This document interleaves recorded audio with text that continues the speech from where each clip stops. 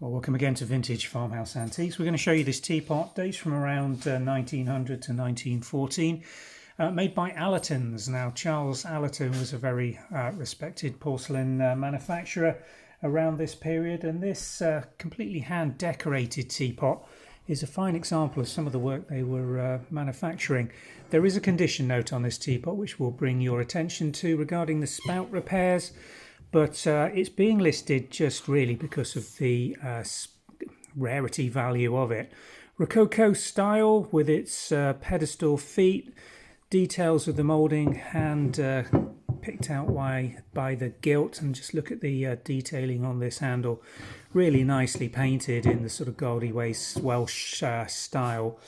Lovely little bell cap, no retaining lip or locks on this one, just has to sit in place and be held. A very unusual little design, but beautifully decorated.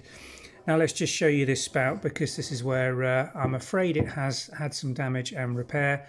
Both on the top lip here there's a glued repair, and also on the underside through the base. I don't know whether you can make that out. Do you see that faint brown line just running through the lip where it's been glued back in place?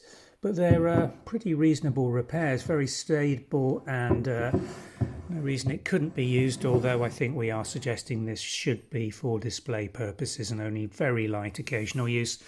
And also be very careful when you're washing this, because that glue could be subject to dissolving. We don't know what it's made for. If it's an antique repair, then it may well not be a modern resin adhesive.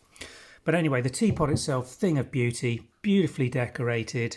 Dates, as I say, from pre-First World War. We have got teacup sets of trios coming in this particular lineup, and a sugar box, milk jug, I think a hot water jug as well, which is a wonderful piece of period porcelain, and probably a slops bowl to match it as well.